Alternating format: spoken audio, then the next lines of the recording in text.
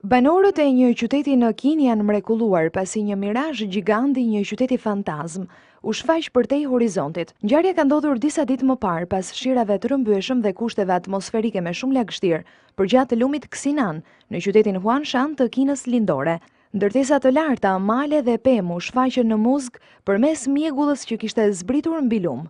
Një ishull i tërë mund të shihej në dritën e muzgut në qytetin kinez, banorët e secilit mundën të kapin dhe disa pamje për t'i publikuar më pas në internet.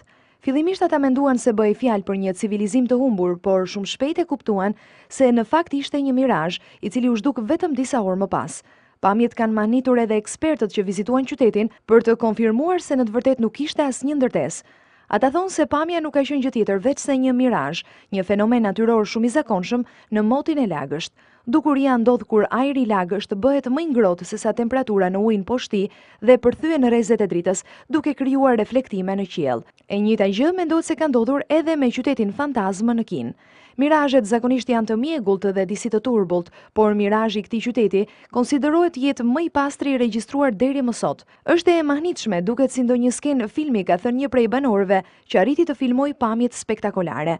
Një numër mirazhesh janë shfaqur në të kaluarën në Kinë. Në 2006, e përditshmja kineze China Daily publikoi 4 imazhe të disa mirazheve në provincën Shandong.